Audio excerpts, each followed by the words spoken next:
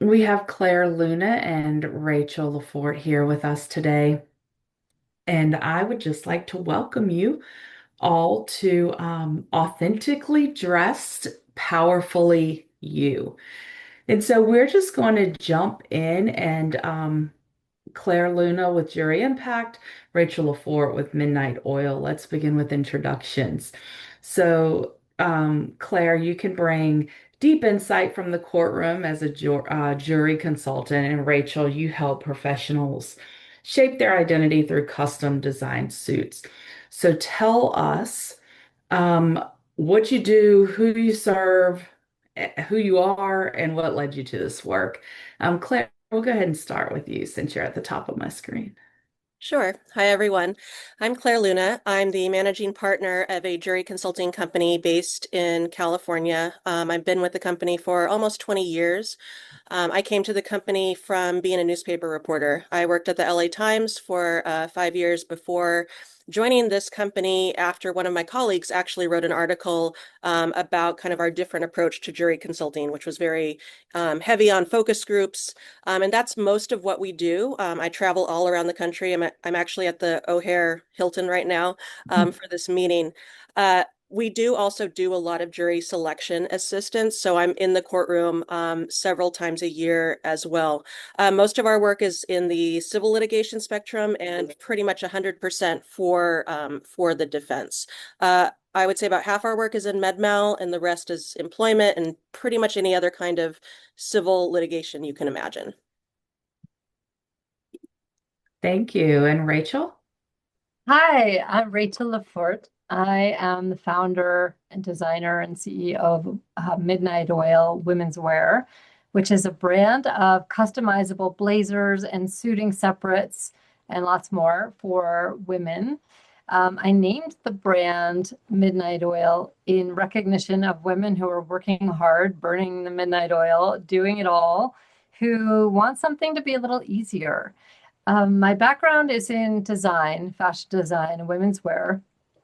But and I worked in New York, and I spent some time studying and interning in Paris, and then went back to New York, and then I moved to Colorado, which is where I'm based, outside of Denver, for my family. But in fashion, I transitioned to personal styling rather than design.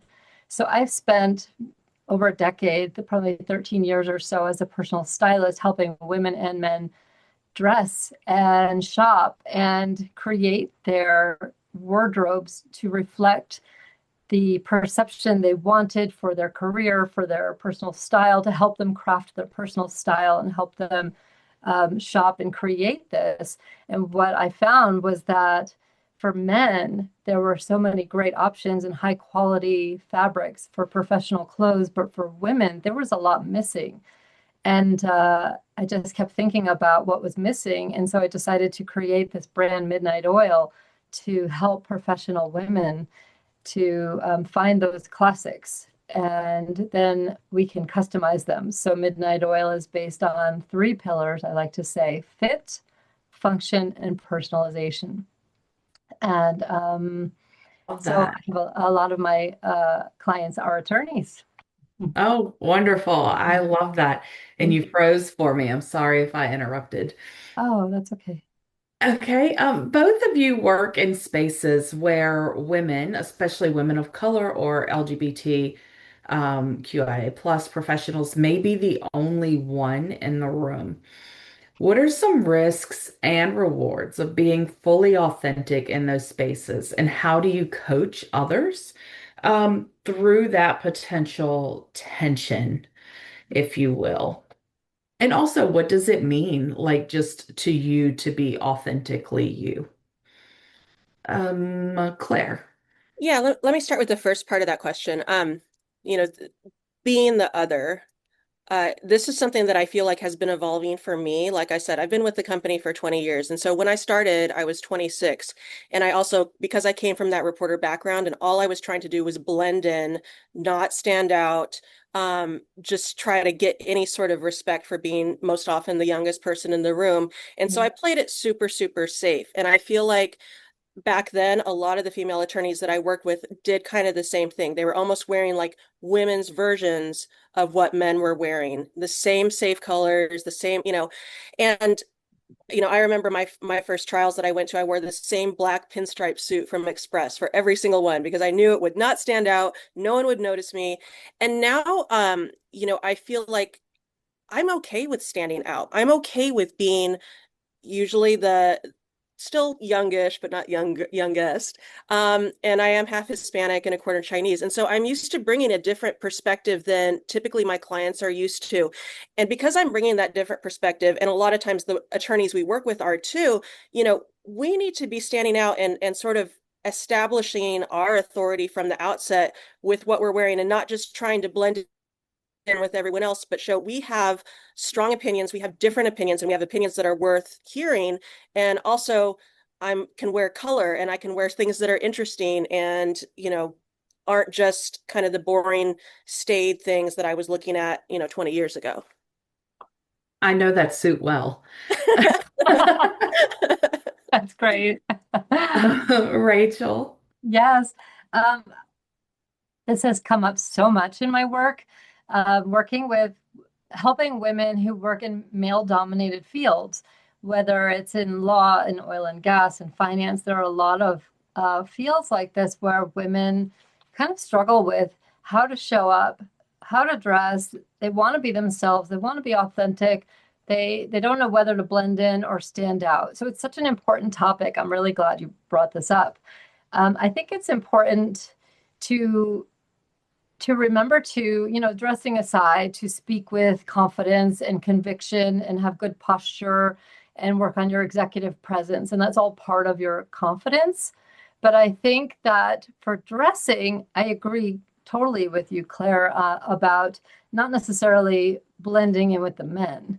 And I think back in the day, remember the big shoulder pads of the 80s when women were career women and we were dressing, not we, but the women of the 80s were showing up in big shoulder pads and dark suits, black or navy, to blend in with the guys and to sit at the same table. And I think times have changed. And now women are really empowered to wear color if they want to wear color. They can be themselves, embrace their femininity. And if they like color and feel beautiful in certain colors, I think, I mean, it's not necessarily about beauty, but at the same time it is, because if a woman feels beautiful in what she has on, she's going to feel good about herself, she's going to feel confident, and then she's going to feel more powerful to take action, to work, to speak, just to be her best self and not feel self-conscious. So I think it's important to wear the colors and wear the things that make you feel good. Of course, I mean, in a male-dominated field, it also goes without saying to, pay attention to your necklines and your hemlines and all of those things. So you're thinking about how you want to be perceived. And I always coach my clients, and when I do speaking presentations, we do a handout that's about thinking about the adjectives you want next to your name. How do you want to be perceived? And thinking about this with intention, and then building your wardrobe to reflect that. So if you want to be, confident and approachable, things like that, maybe you're wearing something that, like if you like something dark, like I actually like wearing black, but I might want to wear a colorful blouse underneath it that I feel pretty in or beautiful in, so I feel confident and ready. And I think it is really important to think about how you feel. Because like Rachel said, you project how you're feeling inside. And I've seen too often female attorneys feel like they need to put on almost like a costume, but it's not something that's authentic to them. So like if they always wear pants and then suddenly they start wearing skirts, I see tugging, and then it's super distracting to the point where, especially in a jury trial setting, that's what the jury is looking at. They're not just thinking, oh, that's a very polished suit, that's well fit, that's pressed, that kind of thing. They're distracted by your distractions. I mean, I know I certainly, as much as I talk about color, I wear black a lot when I travel, partly because I travel, and then also because, frankly, I sweat a lot. And so I don't want to be worried about that kind of thing showing. So I I know what works for me. And I also, I think about what do I wear when I'm not doing work, when I'm not in the courtroom. And I try to bring some of that in. I mean, I typically wear a lot of jewel tones, and I do that in the courtroom as well. And I think it's, important to bring in and kind of bridge that gap between the personal and the work, because that is what's going to make you feel, much more authentic and much more comfortable in your own skin and in your own clothing. I so agree with you. And I think what you touched on about tugging and being self-conscious, even if you don't realize you're self-conscious, if you're fidgeting and tugging, yes, it's distracting and you're not necessarily performing as best as you could. And so if everything fits well, then you're just going to forget. And you want to, the goal is to forget what you're even wearing so you can focus on your work. That's really important. I shared this in the planning meeting and I'll say it now. Like I buy tons of dresses. I own tons of dresses. I hate wearing them. Oh, no. I don't like how I feel in them. I want to be that girl though, and I'm just not. Like I am the one tugging and I know I'm tugging. And so I also know that whenever I am in court, like I am going to be in pants and in a pantsuit unless the jurisdiction requires a skirt, but that's a whole nother topic. But but I'm generally going to be in pants um, and a blazer just because that is what I'm comfortable in, and it's going to be a dark suit, and it's probably going to be a bright colored shirt underneath it. But that's just what I feel better in professionally. And it's so good that you are saying it out loud and recognizing that because that's what it's about, thinking it through and knowing yourself and saying, maybe that sales associate told me I should wear this bright red power suit, but I really don't feel good in it. So I'm not going to. It's about knowing what you feel good in and how you're going to perform and not listening to the noise. Absolutely. Thank y'all for that. One of the things I didn't mention is the chat feature should be probably be turned off for everyone. However, you can drop any questions in the Q&A and we'll be monitoring that. So if any questions come up, feel free to drop them in the Q&A and we'll catch them when we can. All right. Um, Looking at my notes, trying to see where we are. Claire, let's talk about perception. We talked a little bit about this, but as a jury consultant, you understand how subtle behaviors shape credibility. So, what are the key lessons that attorneys should know about showing up authentically without losing that authority?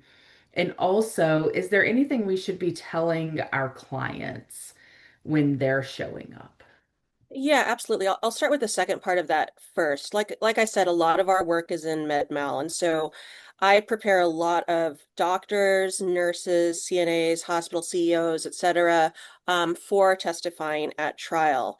And frankly, because of my role as kind of almost like a third party jury consultant being brought in, I have the ability to say things that sometimes the lawyers are uncomfortable with, especially if they're male lawyers to a female witness.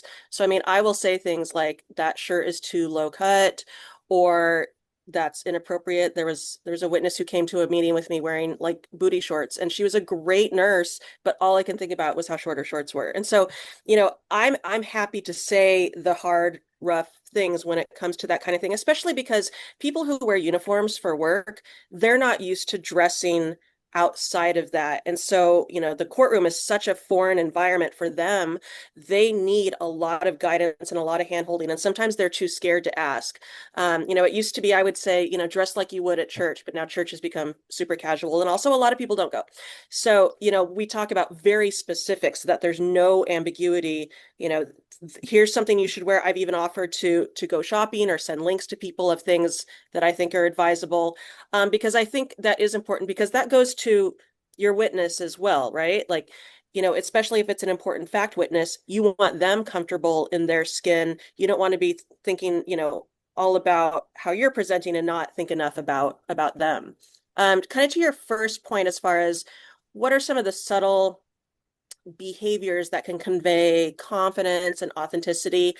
I think certainly, as Rachel mentioned earlier, having that confident voice, um, bringing in an authority to your words, even if you don't necessarily feel that, Mhm. but projecting it so that everyone else in the room thinks that you do. Um, you know, most of the time I'm the only jury consultant in place, and so people really defer to me for my advice. And so a lot of times I feel like I could actually say kind of whatever I want. No one's going to necessarily disagree, but I do want to bring, kind of a weight and experience to my words so that they carry, and convey that authority. I think a lot of times it kind of goes back to that trying to blend in versus not blend in. Sometimes I see kind of people be on the quieter side. And especially in litigation, like in front of a jury, you want to be commanding that room through everything you have, whether it's how you walk, how you stand, even just how you stand up and address the judge. All of those things are observed by the jurors because frankly they're extremely bored. They have nothing else to look at but what's going on around them. And so they observe literally everything. I once had jurors tell me they were counting the number of Ralph Lauren polo shirts that the plaintiff's dad was wearing for trial because they have nothing else to do. And so be aware they are going to be looking at everything. Certainly, even when you're going up for a bench conference, they're going to be looking at how you're behaving. Are you acting professionally, politely, etc.? All of those things kind of go together and coalesce with, Mm. what you're wearing and how you convey that, outwardly. Oh, Awesome. Thank you. Rachel, yeah. clients come to you often during big moments, whether it's a job transition, a court appearance, leadership shifts. What have you observed about the power of clothing to either reinforce or kind of, I guess, reclaim someone's sense of self? I love this question. I think that it's almost an indescribable feeling talking about the power of clothes when someone has such a life transition, such as, like you said, a new leadership position or an important work event coming up. It's, first of all, such an honor to be part of that, a small part of that, of helping this client feel this sense of power and dressing her for the occasion. But I feel like I like to think of the blazer because that's always the piece that I think is the best investment piece is a blazer. I look at it like a superhero cape and talking about the power of clothes. I find that when women put on this blazer, they stand taller. They have this sense of confidence, extra confidence, like we're talking about. Like there's something really strong about it that you kind of have a spring in your step or something, especially, of course, we're talking about it fitting nicely and providing that confidence. So I have found that some of my clients, when they come to me and they order a suit that's made for them or an outfit made for them or even just a blazer made for them, they often think of it like a symbolic step, like it's a step up in their career that, and there's almost like their sense of worth, like, okay, I'm gonna buy something special for myself that's going to represent me leveling up in my career. I'm preparing for this next big thing. I have a court appearance, or I'm getting a raise or a promotion or getting into my next role or becoming whatever the next level is. And I find that the clothes, it works both ways. Like it's like looking for the clothes to help you feel leveled up, but then once that client puts on the clothes, they embody that feeling and it translates into their personal confidence, their inner voice, that drive inside that says, I can do this, I've got this, I'm ready. And I just think it's really powerful. It's not just clothes, it's very, very powerful and symbolic. And when you look good, right? You feel good, and people can see that. They It, can, regardless of what it is, as long as you think you look good, people can right? see that, I think. It's true. Like imagine you put on something and you're like, darn, I look good today.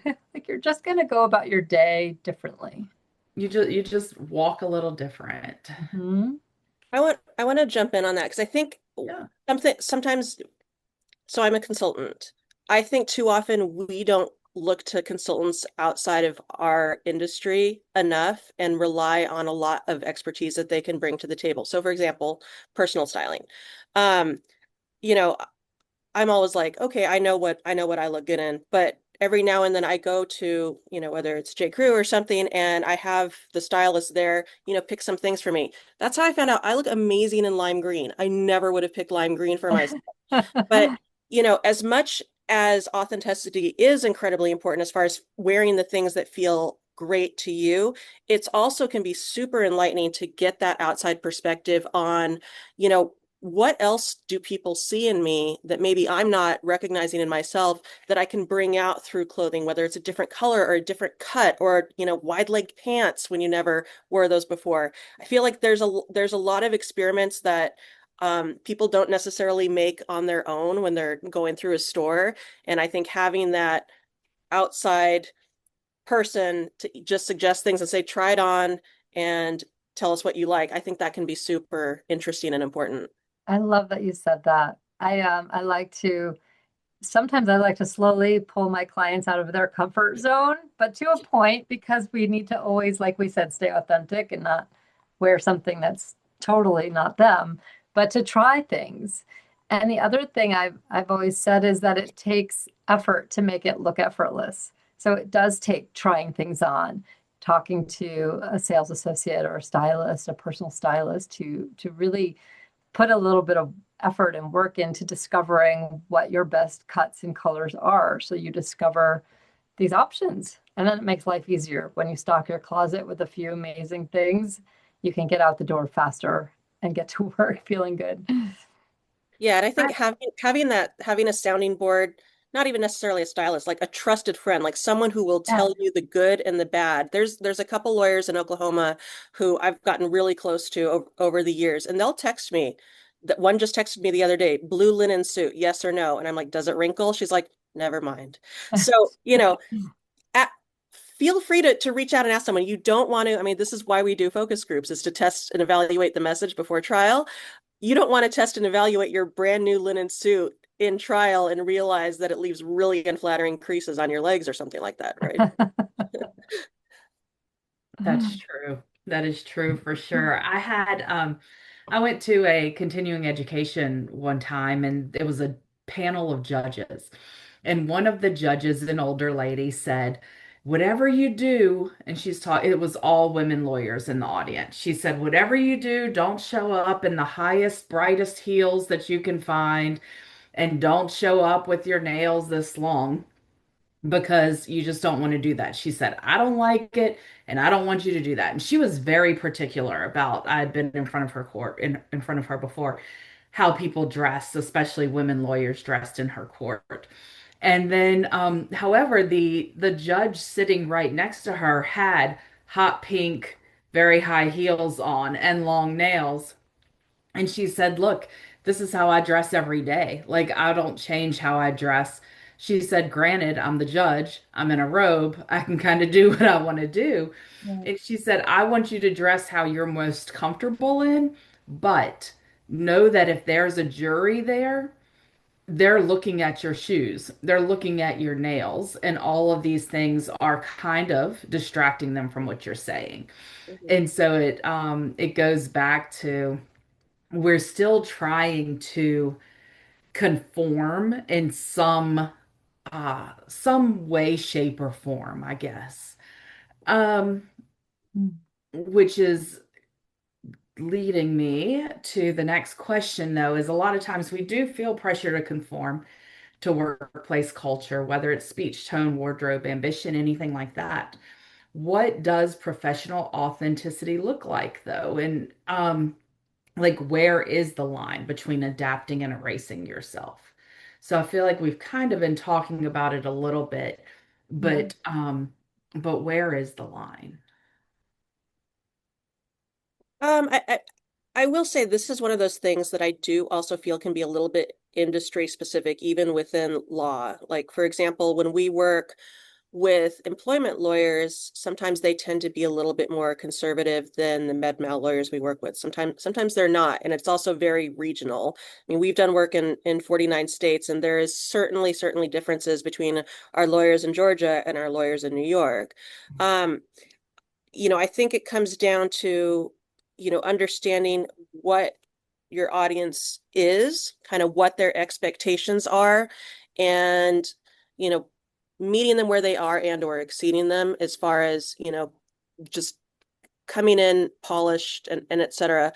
I think one of the things with juries especially is they have pretty high expectations for the people who are taking them away from their daily lives for weeks at a time.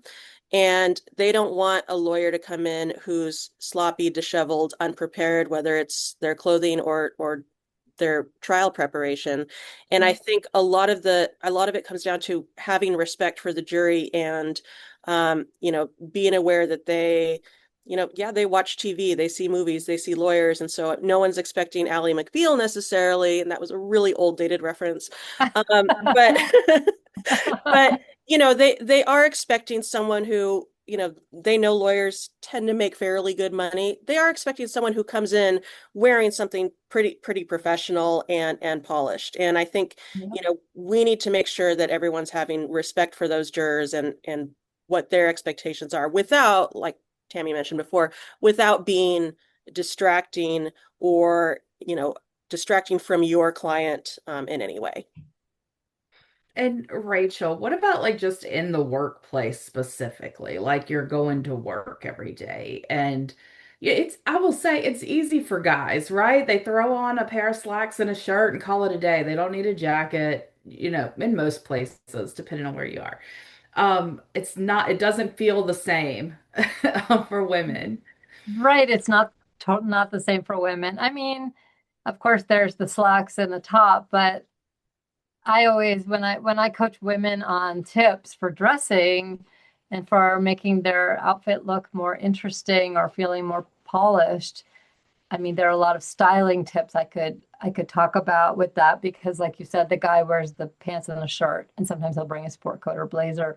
For us, there's more to it, and that's what makes it challenging because we have so many choices and so many options. Tammy, should I share a couple of style tips, or do you want me to just follow up with that later with No, go ahead if you'd like. if that's helpful? Yeah.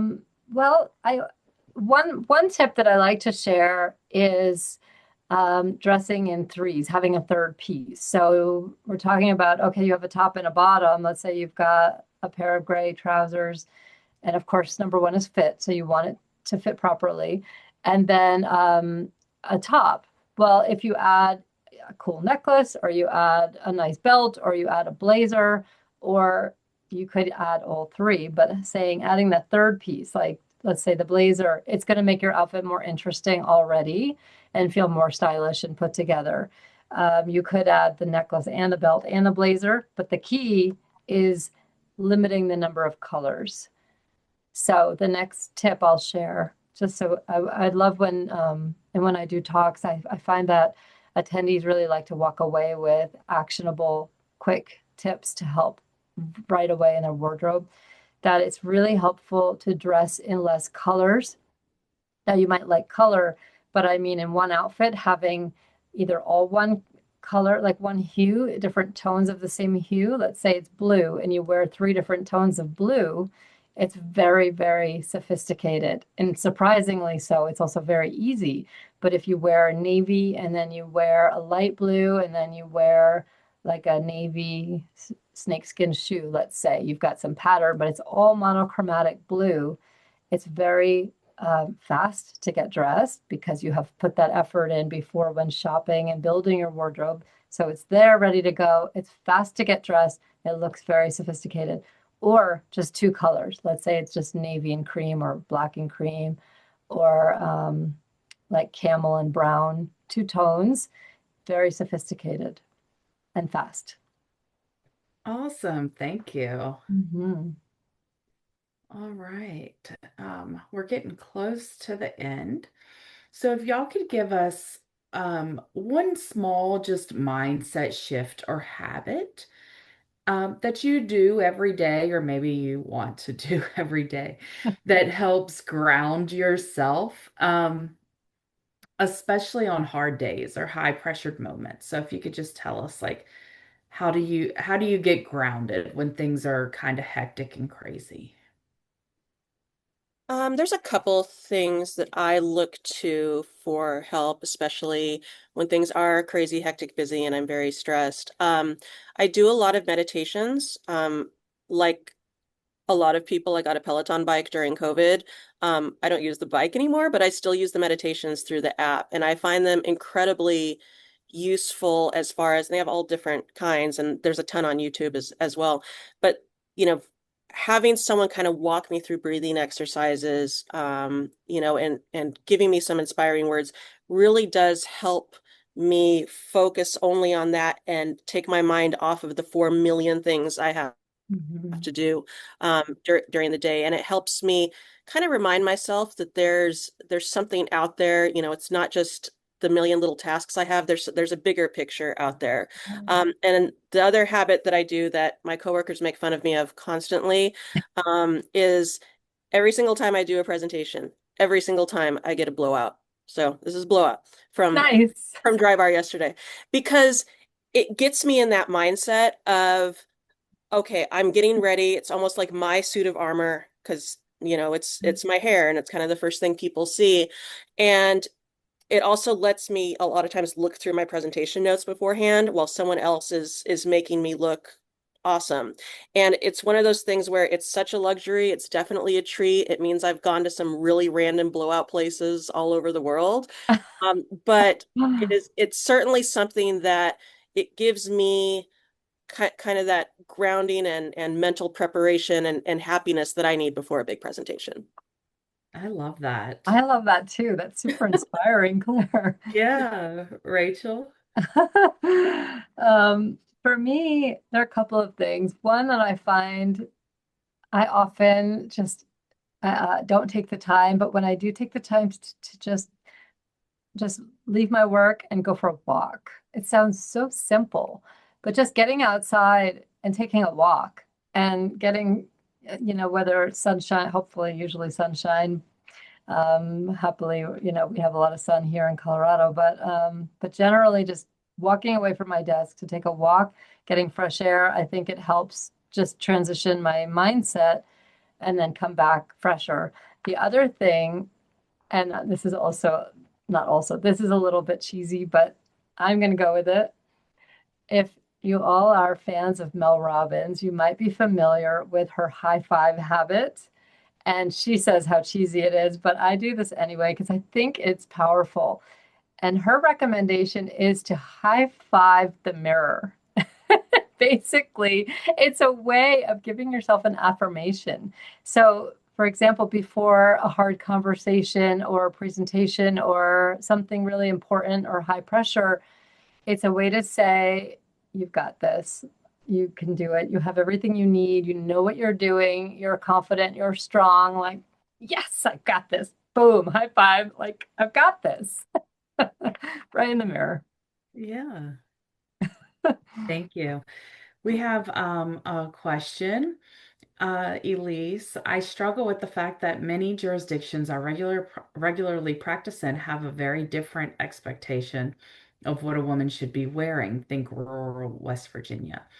As the only woman attorney in the courtroom, I struggle with how to express myself without risking alienating the jury who already have their preconceived notions before I even open my mouth. I feel like I have to squeeze myself into a box that's really not me. What is a tip that I can use for acknowledging the ways I need to conform to the expectation of the jurisdiction, but still being true to me, even if it's something that no one else will ever know?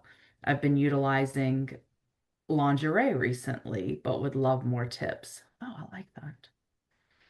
That's fun. Yeah. Um, so I actually do work in West Virginia. Charleston Area Medical Center is one of our favorite clients. And certainly when we do work in more rural areas, I'm very cognizant of that jury expectations are different than they are in other places, especially in places where there aren't a lot of female lawyers. talking to the jury. I, I th I think it's almost like there's a mental empowerment too that I think is important to remember that even if the jury is a little not super comfortable initially with having a female lawyer, get them comfortable by talking to them, using voir dire as an opportunity to connect with them, and I mean, depending on the makeup of the jury, even bring it up, like bring it out there. Is everyone okay with my client having a female lawyer to represent me, to represent them, and making it something that you're not worried about it internally because you've done something to kind of bring it to the forefront and be proud of the fact that you are bringing a different perspective. And certainly I think there's a growing awareness, or not awareness, there people understand that in many areas of the world, in industries, women are not listened to. And I think to have the opportunity to have a female attorney there who is going to be a different kind of listener than all the other men in the room, I think is an opportunity that should definitely be taken advantage of and capitalized on, because, remembering that you're bringing that different perspective that a lot of jurors really want to see. Maybe they don't realize it right away, but they do, and they need to have that. And so getting them more comfortable with that starts with you. Rachel. Yeah. I don't know how to follow you. I think what you said is so powerful, Claire, about so my perspective, I guess, is about going back to, how you're dressing and how I guess that it goes back to the fine line of what you said before, Tammy, of being yourself, being your authentic self, also reading the room and dressing for how you feel you should show up for kind of for your audience, right? So there's a line between dressing, colorful, dressing in a dark suit, or dressing like a man, but you don't want to dress like a man because you're a woman and you're going to even say it, just like you said, Claire, right? Talk to them about it and bringing a different perspective. So there's nothing wrong with embracing your femininity. But at the same time, if you're worried about being judged, then check yourself for not too many wrinkles in your clothes, being polished, make sure your clothes fit, make sure you're aware of your necklines and the hemlines, that everything feels appropriate and polished. So there's nothing they can judge you on in your attire. You're there, you're ready, you're showing up as professional as you can be, and then it's all about you as the attorney in your work. And, Yeah. and people, sorry, pe people are going to judge kind of no matter what, at Yeah. least for a little while. And I think wearing the things that feel most you Mhm. is something that jurors can sense. And there's a lawyer I just worked with last week that she was told after her last trial that all the jurors said, "You look like an FBI agent." So she said, "I'm going to really try this trial not to look like an FBI agent." And I told her during jury selection, I'm like, "You still kind of look like an FBI agent." Um, but, we talked about wearing slightly different clothes, kind of changing it up a little bit so it felt more like her and she wasn't kind of putting on this FBI agent type mask. I think that's important. Yeah. Elise, I've got a question. If you could type the answer if you're comfortable with it. What is it that you feel like you're not expressing? Or what do you feel like you're not able to show?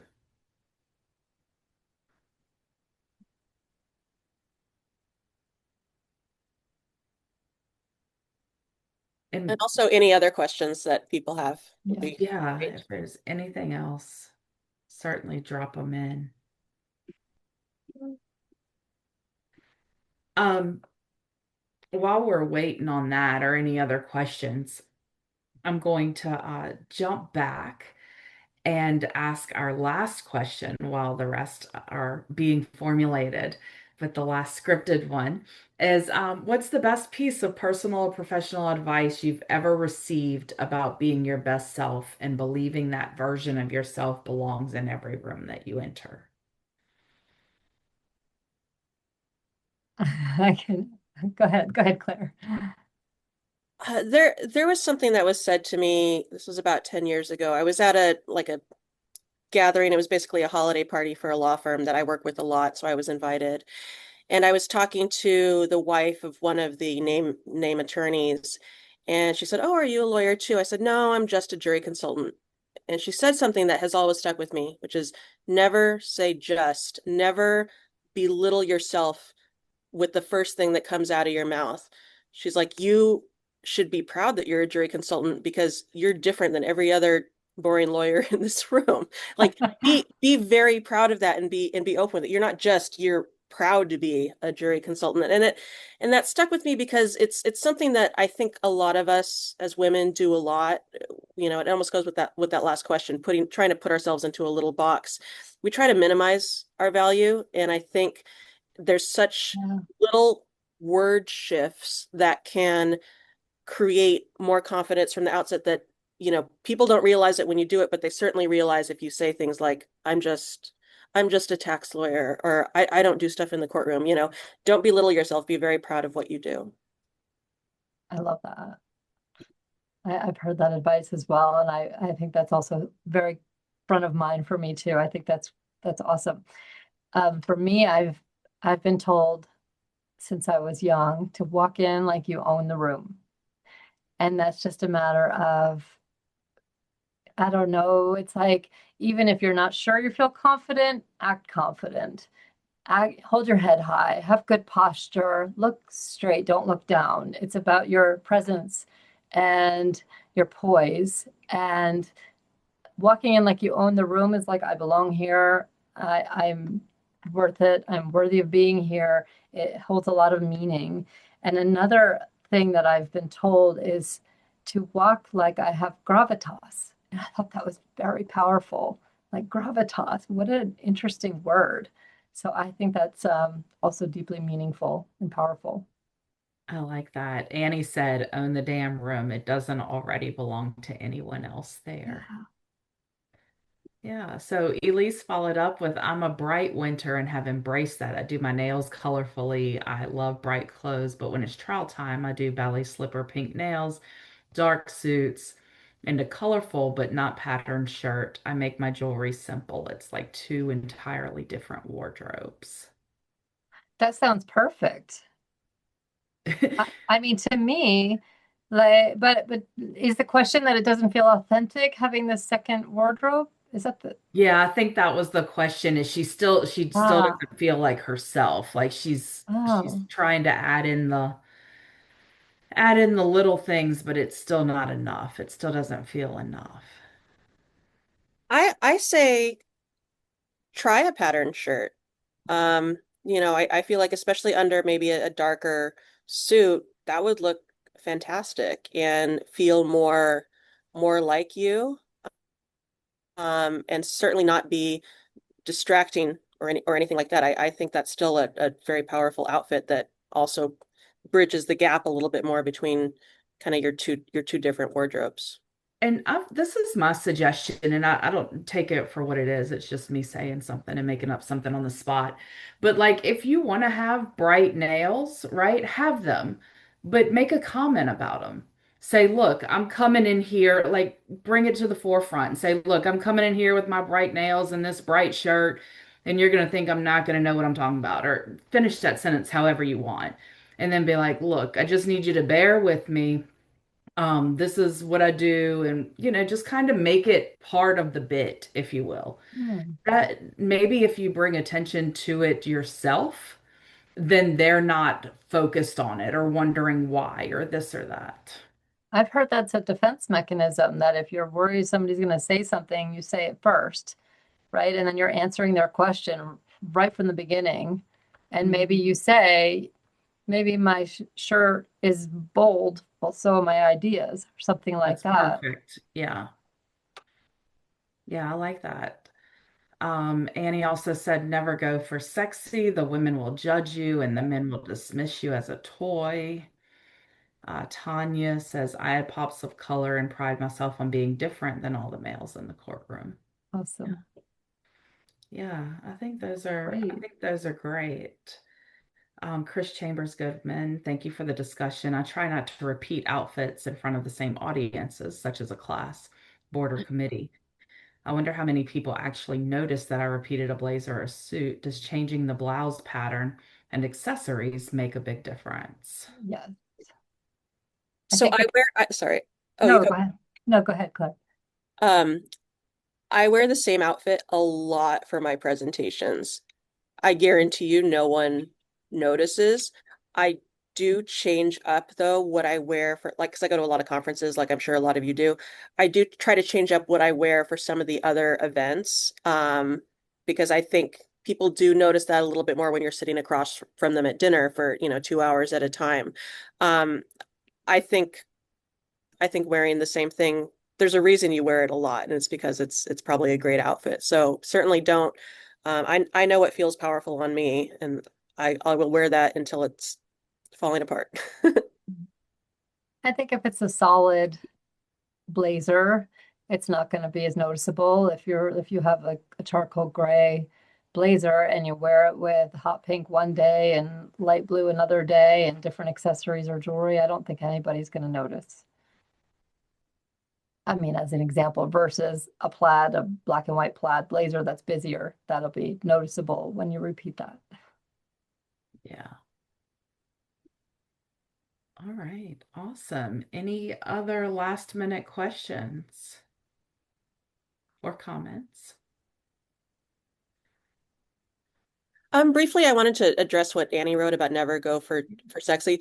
I certainly agree with that. Never go for sexy, but I will say there is nothing sexier than a super confident woman in a well-fitting outfit who brings authority to the room. There's a lawyer we just worked with, and it was focus group. She could have worn jeans if she wanted to. She wore the most awesome, beautiful cream colored suit, and she looked amazing. And even my male coworkers were like, we don't know anything about clothes, but that was a really cool suit. Oh, And, that's certainly never try to bring the sexy, but I think a lot of times people bring it because of just who they are.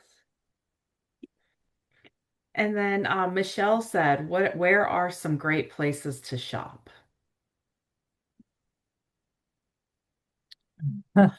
I mean, I get a lot of my clothes through Stitch Fix actually, like the sort of a personal shopper mail order thing, and they tend to send me stuff that's sometimes a little bit outside of my comfort zone, and then once I like something, like they sent me this dress in a different color. I really liked it, so it's Sam Edelman. I went on the Sam Edelman website and bought it in three other colors because I loved it so much. So I'm very much a believer in when you find something you like, buy it in a bunch of different colors. Um, I mean I like Nordstrom. Um, I don't do a lot of shopping outside of that though. For me, Rachel. I spent many years as a personal stylist and personal shopper, like I was saying. So I would take my clients to Nordstrom and also, to stores like J. Crew or even Nordstrom Rack, wherever to find the things. It just takes more time to shop that way, but to try to find great pieces. And I always say to invest more in these classic professional pieces that are going to last and that you need to be a workhorse to really ground your look, like the black trousers. You don't want to have to rebuy those every year. You want to have a like that. Use find the best quality you can afford and invest in those things. And if it's something trendier or colorful that maybe is not so much of a workhorse, that could be something that maybe you don't spend quite as much on. I created Midnight Oil to help women find the things and to make shopping easier. And we do have stylists around the country in many states. We're also hoping to be at the West Virginia conference. We were in Chicago last year and Denver the year before to be there for you to help you so that you don't have to leave and hunt and gather. We can help you, get fitted right there. And then what else? I'm happy to, help as a stylist as well to share ideas. If you want to email me, I'm happy to help That's outside awesome. Midnight Thank Oil. you. And also, Jessie chimed in and said, Midnight Oil, of course. She's never felt better than when she wears their brand. So there's Oh, a thank plug, you, Jesse. Rachel. Thank Uh, you. And I will say it definitely stands out because a lot of our board members have bought some midnight oil suits. And as soon as you see someone in it, you're like, oh, it just looks good. So Oh, they do a great job. thank you. But let's see, without, oh, here we go. Rachel Maddow always wears the same outfit, always. She has the highest ratings on MSNBC. Yeah, it's true. Kind of like Steve Jobs, always in the same outfit, so they don't, it's not distracting. It's just, it's not colorful. It's just so you just only focus on what they're saying. Yeah, I guess you find what you like. Yeah. Well, if there aren't any other questions, I would like to thank you all for attending. I would also send lots of gratitude out to Claire and Rachel and appreciation for y'all hopping on with us today and spreading some knowledge and just some good information. Thank you. Thank you. Thank you so much. Well, such a pleasure to be here. Such a great And conversation. Thank tell you. everyone one more time your name and your company, and if you want to give an email address or something. Claire, go ahead. Sure. Claire Luna, Jury Impact, and my email is cluna@juryimpact.net. Super easy. Or you can just Google me. There's only a couple Claire Lunas out there. And Rachel. Yes, I'm Rachel Lefort. My brand is Midnight Oil, which is midnightoilcollection.com. And my email address is rachel.lefort, so Rachel dot Lefort at midnightoilcollection.com. I'm also on LinkedIn and Instagram. Wonderful. Thank you. Um, Yeah, thank you both. This has been awesome. Y'all definitely. take care. Thank Great you as topic. well. Have a great day. Thanks. Bye bye. Bye-bye.